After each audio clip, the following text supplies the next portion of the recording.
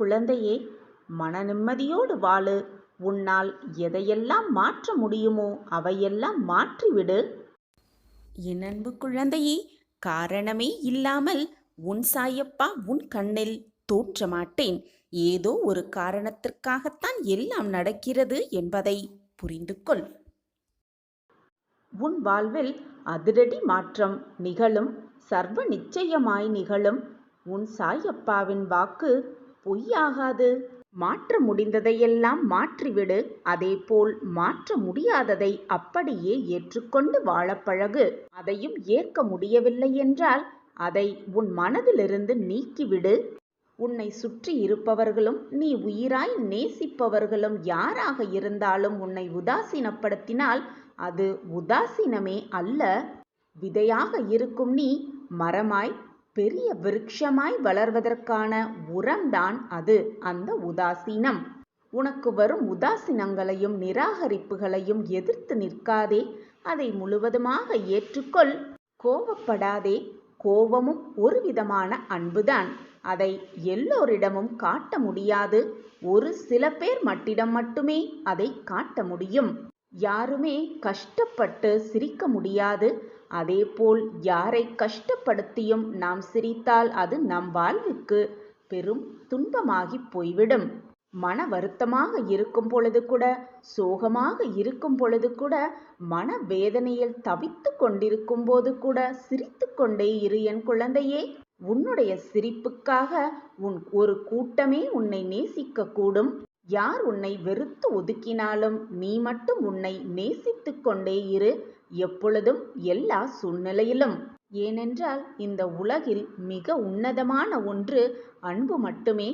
உன்னையே நீ நேசித்தால் உன்னை சுற்றி இருப்பவர்கள் நிச்சயமாக உன்னை நேசிப்பார்கள். உன்மேல் உண்மையான அன்பை பொழிவார்கள். என் அன்பு பிரியமே, வலிகள் இல்லாத வாழ்க்கையும் இல்லை, வழிகள் இல்லாத வாழ்வும் இல்லை. உன்னுடைய வழியையெல்லாம் கடந்துவிட்டு உனக்கான வழியை தேடு.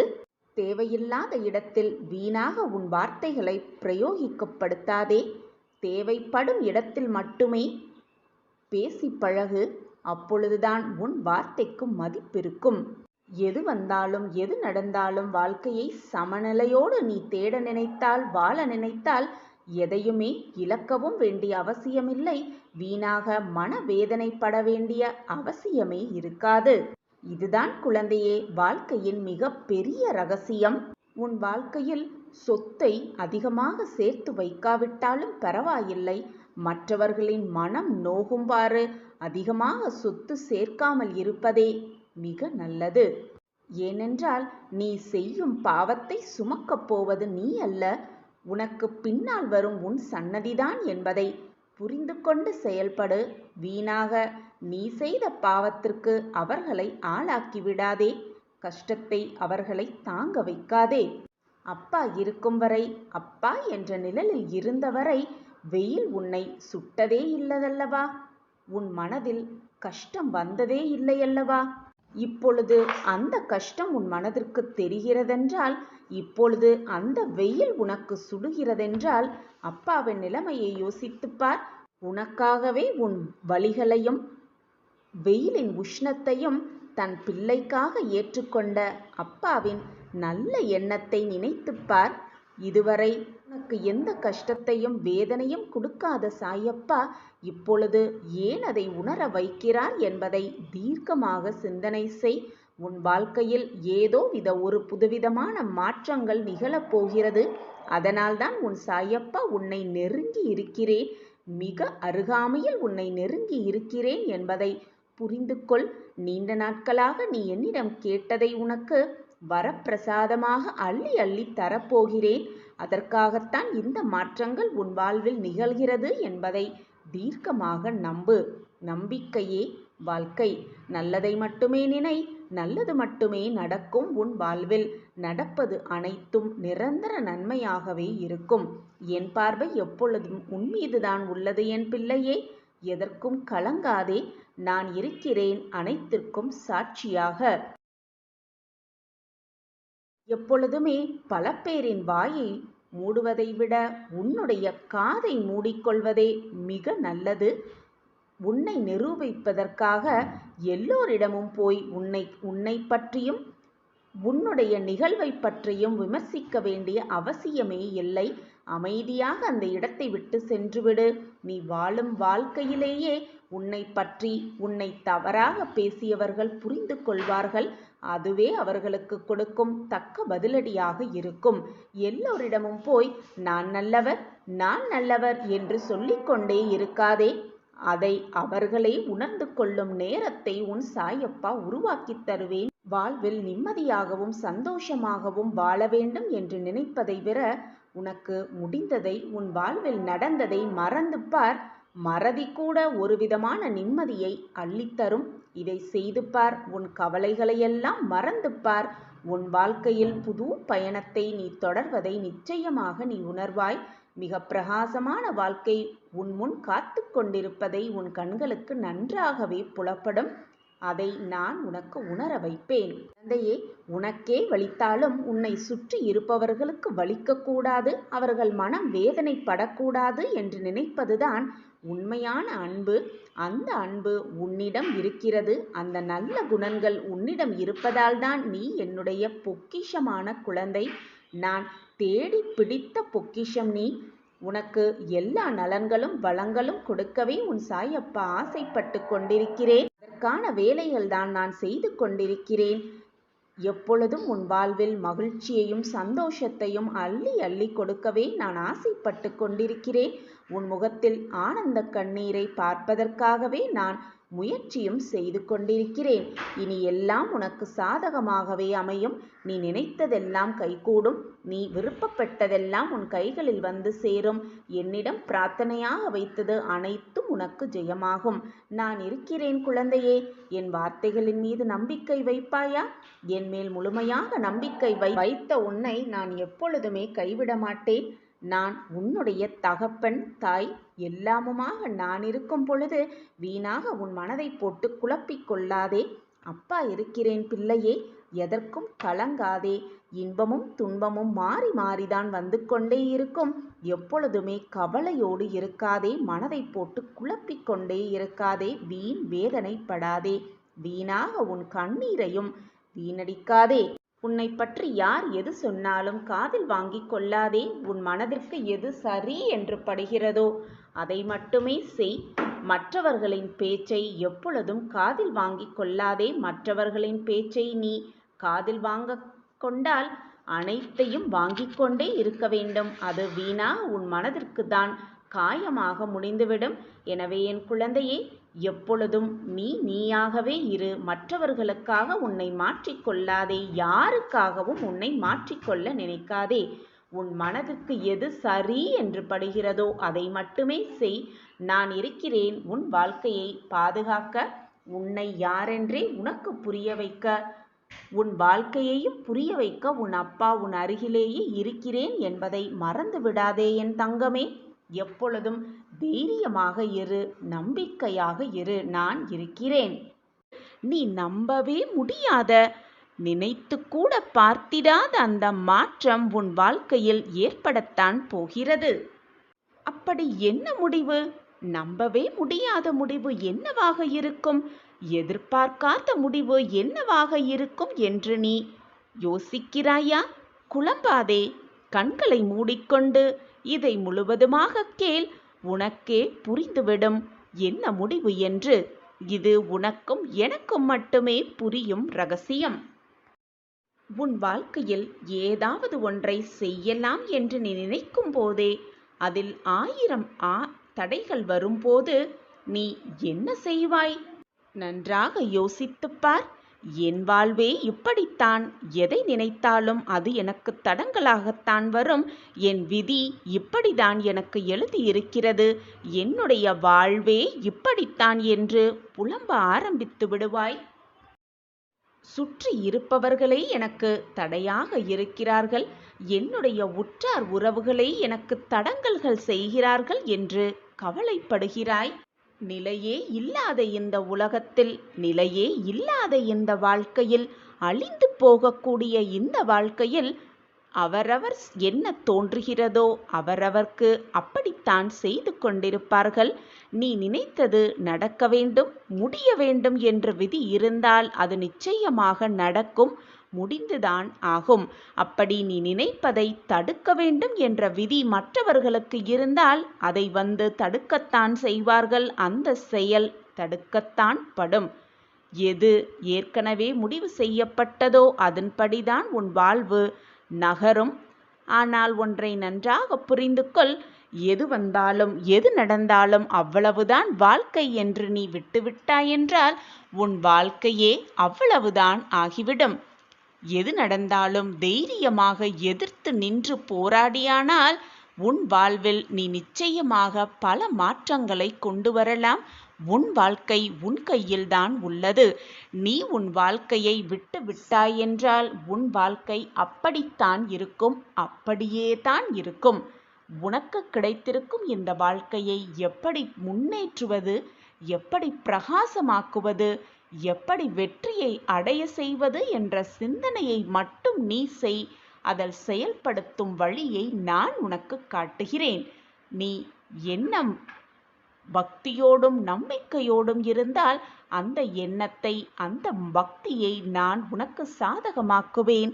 அனைத்தையும் உனக்கு சாதகமாக்குவேன்.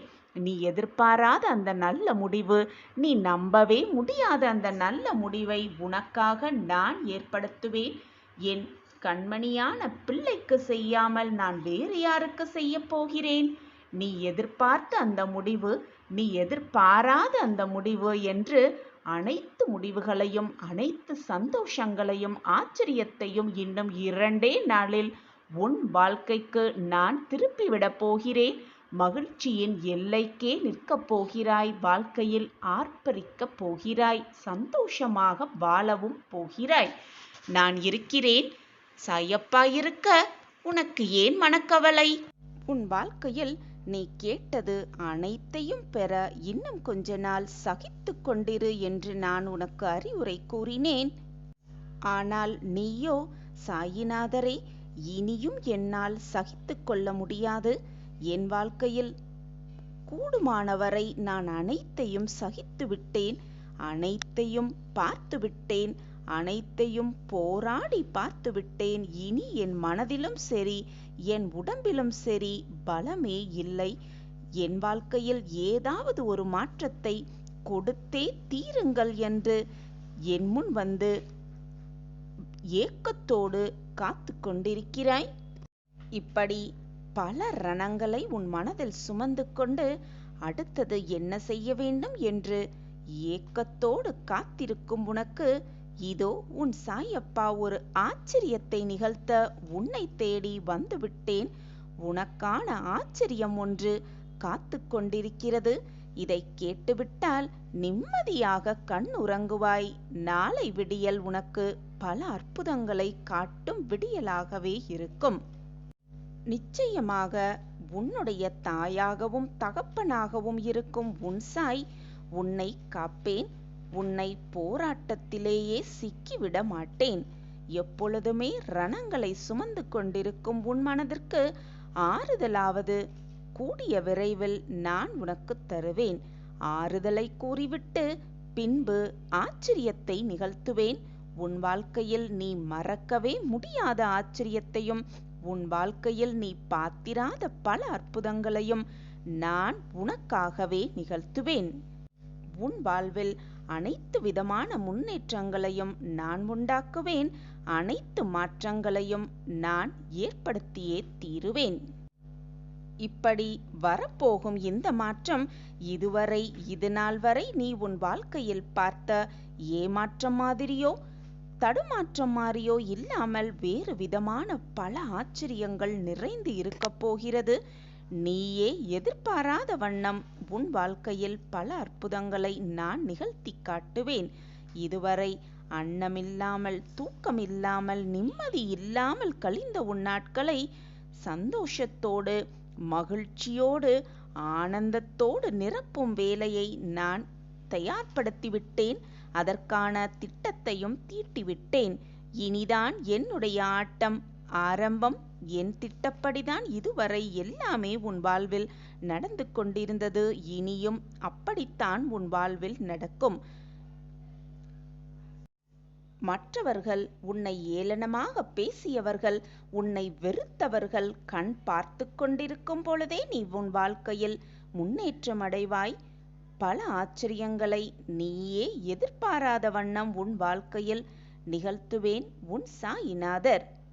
இழப்புகளையெல்லாம் தாண்டி அதனுடைய வலிகளையெல்லாம் உதறிவிட்டு வெறுமையான மனதோடு என்னிடம் வா. நான் என்னிடம் இருக்கும் அனைத்து நம்பிக்கை தரும் விஷயங்களையும் அனைத்தையும் உனக்கு நான் அளிக்கிறேன். அதோடு மட்டுமல்லாமல் ஆன்மீகத்தையும் மிக சிறப்பாகவே நான் உனக்கு புகட்டுவேன். நான் உன் வாழ்க்கையில் அற்புதத்தை நிகழ்த்துவேன் என்று ஒரு வாக்கு கூறினால் அந்த வாக்கை எப்பேற்பட்டாவது நான் நிறைவேற்றியே தீருவேன். என் பிள்ளையின் கண்கள் ஆனந்த கண்ணீரை பார்ப்பதற்காகவே நான் உழைத்துக் கொண்டிருக்கிறேன். அதற்காகவே நான் வேலை செய்து கொண்டிருக்கிறேன். அதற்காகத்தான் உன் கர்ம வினைகளோடு நான் நித்தம் போராடிக்கொண்டே இருக்கிறேன். நீ வேதனைப்பட்டால் என் மனமும் வலிக்கும் என்பது உனக்கு புரிகிறதா? அல்லது புரிந்தும் புரியாதது போல் இருக்கிறாயா என்று எனக்கு கொஞ்சம் கூட புரியவே இல்லை. நான் எப்பொழுதும் வாக்கு மீறவே மாட்டேன். நீ வேண்டியது அனைத்தும் நீ வேண்டியபடியே உனக்கு கிடைக்கும். அதற்கு உன் சாயி தேவா நானே சாட்சி. ஏனென்றால் உன்னுடைய வேண்டுதல் நான் கேட்டேன். உன்னுடைய வேண்டுதல் என் காதில் விழுந்தது. உன்னுடைய கண்ணீரின் ஈரத்தையும் நான் உணர்ந்தேன். அதற்காகவே உனக்கான ஆச்சரியத்தை கொடுக்கவே இதோ உன் இல்லம் தேடி உன்னை தேடி இதோ வந்திருக்கிறேன். சந்தோஷமாக இரு, ஆனந்தமாக இரு. உன் வாழ்க்கையில் இனி நடக்கப் போகும் அதிசயத்தையும் அற்புதத்தையும் காண தயாராக இரு. அள்ள முடியாத அளவு சின்ன சின்ன சந்தோஷங்கள் உன் முன்னேயும் பின்னேயும் குவிந்து கிடக்கிறது. சிதறி கிடக்கும் சோகங்களை மட்டும் நீ நினைத்து கொண்டு எடுத்துக்கொண்டு உன் மனதில் அதை போட்டு குழப்பிக்கொண்டு வேதனையோடு உழன்று கொண்டிருக்கிறாய். மகிழ்ச்சி இல்லை என்றால் கூட மகிழ்ச்சியாக இருப்பது போல் கற்பனையாவது செய்து கொண்டு வாழ்ந்து காட்டு. அந்த கற்பனையே உன் வாழ்வில் நிஜமாகி வரும், நிஜமாகியே விடும். மகிழ்ச்சி இல்லையே என்று தேடி தேடி அந்த மகிழ்ச்சியை தேடிக்கொண்டே அலைந்து கொண்டிருக்காதே. சந்தோஷத்தை நீ எங்குமே போய் தேடவே முடியாது. அது உன்னில் தான் இருக்கிறது. என்னை முழுவதுமாக நம்புகிறாயல்லவா? நான் கூறுவது முழுமையாக கேட்டுவிட்டாயல்லவா? இனி உன் வாழ்நாளில் எப்பொழுதுமே சந்தோஷம் நிரம்பி இருக்கும் என்ற வரத்தை உன் சாயப்பா உனக்கு கொடுத்து விட்டேன் என்று கற்பனை செய்து கொள். இன்று நீ இப்பொழுது வாழ்ந்து கொண்டிருக்கும் இந்த நிலைமையை நினைத்து கொண்டு இதுதான் நம் வாழ்க்கையில் நிரந்தரமாக இருக்கும் என்ற தவறான முடிவை நீயே உன் வாழ்க்கையில் எடுத்து விடாதே. ஏனென்றால் இந்த நிமிடத்தை இந்த காலத்தை உருவாக்க தெரிந்த கடவுளுக்கு ஒரே நொடி போதும் அனைத்தையும் மாற்றுவதற்கு தெரியும். கண்ணிமைக்கும் நேரம் போதும் அனைத்தையும் மாற்றி காட்டும் வல்லமை என்னிடம் உள்ளது. எனவே எதையுமே தவறாக புரிந்து கொண்டு தவறாக சிந்தித்து கொண்டே இருக்காதே. ஒருவரின் தேவையை அறிந்து தேவை என்று வருபவர்களுக்கு நீ கேட்காமலேயே உதவி செய்தால் நீதான் அவர்களுக்கு கடவுளாகவே தெரிவாய். முயற்சியை எப்பொழுதும் கைவிட்டு விடாதே. இன்றைய நாள் வேண்டுமானால் கடினமாக இருக்கலாம், ஆனால் நாளையும் அப்படியே முடியும் என்ற வாக்கு என்றைக்குமே நான் கொடுத்ததில்லை. அது நடந்ததும் இல்லை. இன்று போல் நாளை இருக்கும் என்று எப்பொழுதும் கூறவே முடியாது. குற்றம் கூறுபவர்கள், பழி சொல்ல தெரிந்தவர்கள் யாருமே நமக்கான வழியை சொல்ல போவதே இல்லை. அவர்கள் வேலை பழி சொல்வதும் குற்றம் சொல்வதும் தான். நமக்கான வழியை நாம் தேர்ந்தெடுத்த பிறகு அந்த வழியில் சென்று கொண்டே இருக்கலாம். ஏனென்றால் உன் வாழ்க்கை உன் கையில் தான் உள்ளது. துணிந்து சமாளி உனக்கு வந்திருக்கும் பிரச்சனையை. உனக்கு கிடைத்திருக்கும் இந்த அற்புதமான காலத்தில் என்னெல்லாம் நல்லது செய்ய முடியுமோ அவற்றையெல்லாம் செய்துவிடு. ஏனென்றால் இப்பொழுது நீ கேட்கும் இந்த நொடி கூட உனக்கு திரும்ப வரவே வராது. எந்த பிரச்சனை வந்தாலும் துவண்டு விடாமல் உனக்குள் இருக்கும் உன்னை முதலில் நம்பு. உன்னால் முடியாதது என்று இந்த உலகத்தில் எதுவுமே இல்லை என் குழந்தையே. நம்பிக்கையோடு ஒவ்வொரு தினமும் ஒவ்வொரு நொடியையும் போராடிக்கொண்டே இரு. ஏனென்றால் அந்த நம்பிக்கை என்பது உன்மேல் எல்லோருக்கும், உன்னை சுற்றி இருப்பவர்களுக்கும் உன்மேல் மிக எளிதாக வந்து விடாது. குழந்தையே, நான் உன் கைகள் இரண்டையும் பிடித்துக்கொண்டு போய்கொண்டுதான் இருக்கிறேன். நீ அமைதியாக என் பின்னால் மட்டும் வந்தால் போதும். இருக்கும் காலத்தை நான் நிறைவாக உனக்கு கொண்டு செல்வேன். கண்மணியே, உன்னில் எழும் தேவையில்லாத சிந்தனை என்னும் காரணம் ஒன்றையே நீ 10ஆக பார்க்கும் கண்கள் உன்னுடைய மனம்தான். அதை புரிந்து கொள். உன்னை பற்றி தெரிந்து கொள்ள நீ யாரிடமும் உன்னை பற்றி கேட்க வேண்டாம்.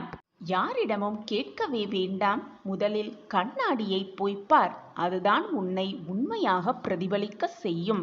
நீ சொல்கிறாய், என்னுடைய வலது கை இடது கையாக தெரிகிறதே என்று நீ சொல்லுவாய்.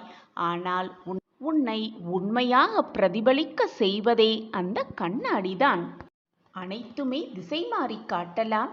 ஆனால் உன்னுடைய ஆன்மாவை மிக சரியாக காட்டுவது அந்த கண்ணாடியே.